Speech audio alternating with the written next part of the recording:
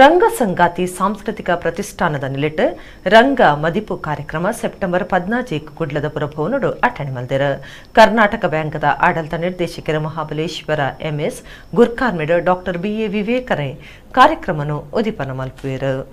ರಂಗ ಸಂಗಾತಿ ಸಾಂಸ್ಕೃತಿಕ ಪ್ರತಿಷ್ಠಾನದ ಪದಾಧಿಕಾರಿಗಳು ಬುಧವಾರ ಕುಡ್ಲದ ಪತ್ರಿಕಾ ಭವನಡು ಸುದ್ದಿಕೂಟಡು ಪಾತಿರ್ದು ರಂಗ ಸಂಗಾತಿದ 10ನೇ ವರ್ಷದ ಲೆಕ್ಕೊಡು ರಂಗ ಮದಿಪು ರಂಗ ಸಂಗಾತಿದ 10 ಪಜ್ಜಲು ಪನ್ಪನ ಕಾರ್ಯಕ್ರಮನು ಸೆಪ್ಟೆಂಬರ್ 14 ಬಯ್ಯ 4 ಗಂಟೆಗೆ ಕುಡ್ಲದ ಪುರಭವನಡು ದೀವಂದ ಬಯ್ಯ ಆಚೀಕ್ ಕರ್ನಾಟಕ ಬ್ಯಾಂಕ್ ಆಡಳಿತ ನಿರ್ದೇಶಕರು ಮಹಾಬಲೇಶ್ವರ ಎಂಎಸ್ ಗುರ್ಕಾರ್ಮಿಡ್ ಜನಪದ ವಿದ್ವಾಂಸರು ಹಿರಿಯ ಸಾಹಿತಿ ಡಾಕ್ಟರ್ ಬಿಎ ವಿವೇಕರೈ ಕಾರ್ಯಕ್ರಮನು ಉದಿಪನ ಮಲ್ಪೇರು ರೋಹಿಣಿ ಜಗರಾಮ್ ಬೊಕ್ಕ ಜಗನ್ ಪವಾರ್ ಬೇಕಲ್ರೆಗ್ ರಂಗ ಭಾಸ್ಕರ ಪ್ರಶಸ್ತಿನ ಕೊರ್ಪುಣನು ಪಂಡ್ಯರು.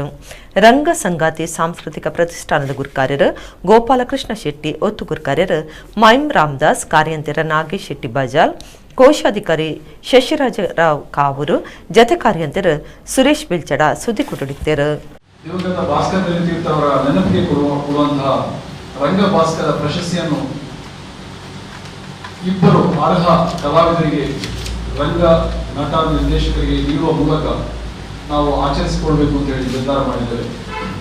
2016-17ನೇ ಇಸವಿಯ ರಂಗ ಭಾಸ್ಕರ ಪ್ರಶಸ್ತಿಯನ್ನು ಶ್ರೀಮತಿ ರೋಹಿಣಿ ಜಗರಾಮ್ ಹಿರಿಯ ನಟಿ ಮತ್ತು ಗಾಯಕಿ ಅವರಿಗೆ, ಹಾಗೆ 2017-18 ಈ ಸಾಲಿನ ರಂಗ ಭಾಸ್ಕರ ಪ್ರಶಸ್ತಿಯನ್ನು ಕ್ರಿಯಾಶೀಲ ರಂಗ ನಿರ್ದೇಶಕ ಜಗನ್ ಪವಾರ್ ಬೇಕಲ್ ಅವರಿಗೆ ನೀಡಲಿಕ್ಕೆ ನಾವು ನಿರ್ಧರಿಸಿದ್ದೇವೆ.